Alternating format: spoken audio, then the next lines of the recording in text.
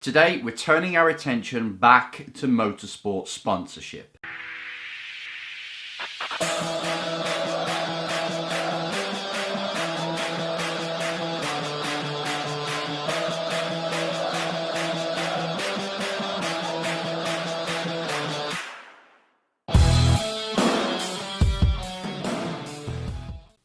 Sponsorship. Now, the reason I keep coming back to this is because it's one of the biggest pains of a driver's life. It's one of the things that holds drivers back the most. People who want to be drivers and people who are drivers and they want to continue being drivers, whether they're professional or amateur, we need some kind of funding to fund the racing, because it's one of the most expensive sports on this planet. In order for you to compete, you need the dollar, you need the euro, you need the cash, you need the pound to pay for the racing. A race team will say to you, give us your money, we'll run the car for you. Or you need the money yourself to run the car yourself. Either way, finance is the real fuel. So that's why we talk about it, because this is all about targeting the biggest challenges that you have so you can compete, right? Most of it's personal performance, but also I'd say half of it's personal performance. The other half is the business, getting that cash in, or creating deals that get you in the car. Because you don't have to pay for it, obviously, you just have to create value. How many times have I said that? To people who can create opportunities for you. That's the real ticket. How can you create value? But I needed to do this video again. And I'm going to keep doing it until you listen, because there's so many people that write in, and if you look at the last video before this one, someone commented something like, yeah, Enzo, I hear you telling us what to do and what not to do, but can you just go and find some money and give it out, sponsorship, show us how you do it, and give it out randomly to people that listen to the show or watch the show?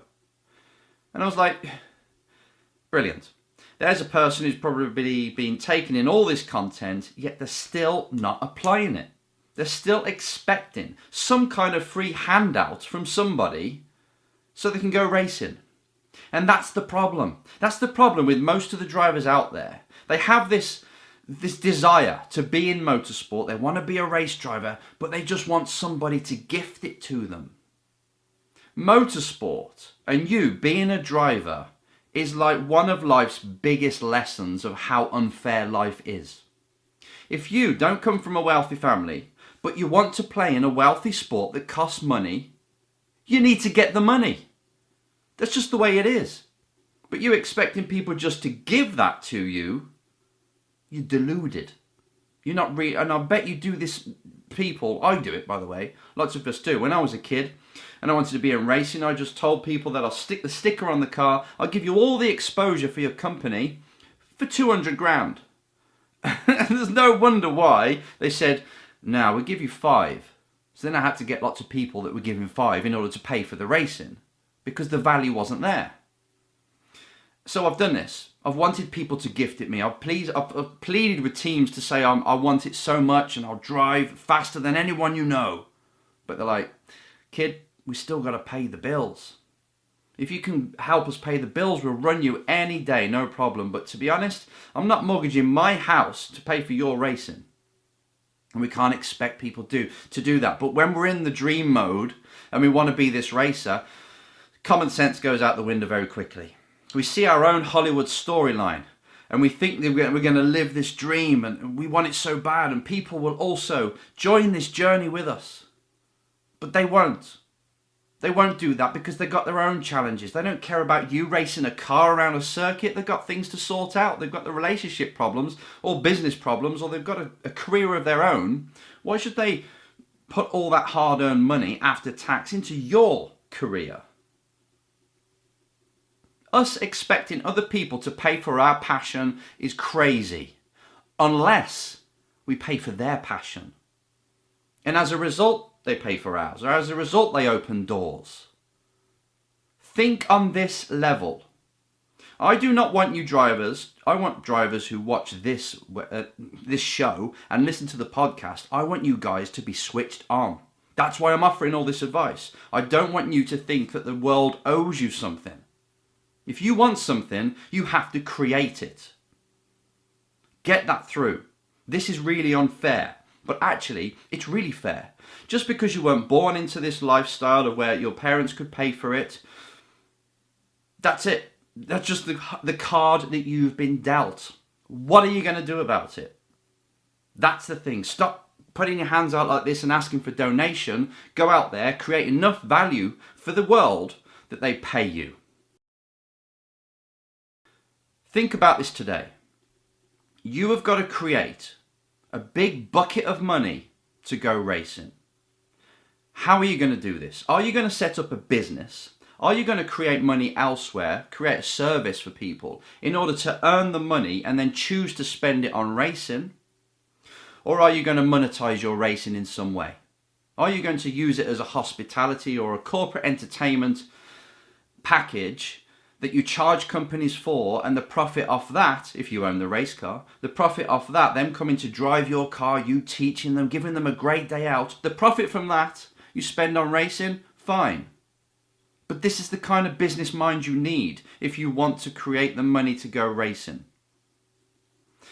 Please get this through. Right. So, if you look at what goal you've got in racing. Yesterday, worked with a driver who wants to drive in Le Mans. They've never raced before. They've got hardly any money and they're in their teens. So they're quite young. They've got all their life pretty much to get to this big Le Mans goal, to become a professional driver. And I started out with the goal. The goal is really important.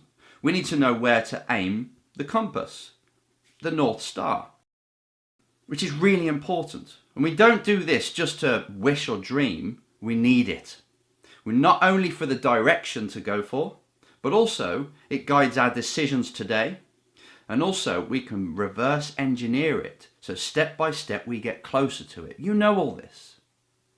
On top of that, something that is vitally important, something for a driver like yesterday, because he's not really in motor racing yet, but he's training to be, and it might be like you yourself, but having that big goal and then having the steps of how you're going to get there, sort of year by year, like this year, maybe I should raise money to go and do Formula Ford or something cheap that I can do.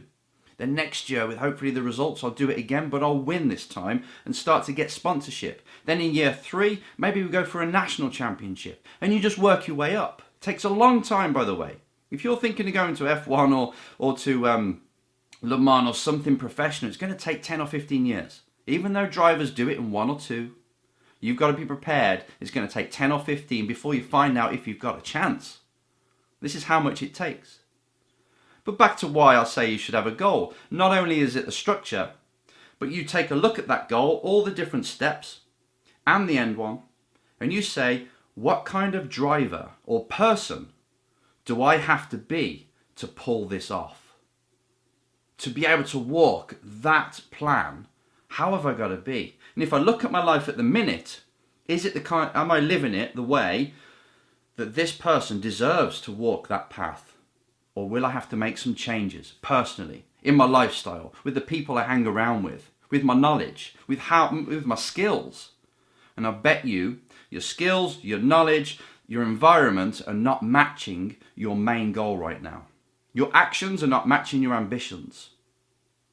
So having the goal, it wakes you up to say, okay, what's the kind of person I need to be, the qualities and the lifestyle and the work ethic I need to have to pull this off. And if you just write down 5 qualities that you need in your character and the way you are, how hard you have to work in order to get that, write them down, even 3, just 3 things that you need. So you say, Enzo, I need to make sure I work on my craft 4 hours at least a day. That's one thing. Enzo, I need to make as many contacts in the sport. 2, I need to get the budget. 3, all right, 3 things.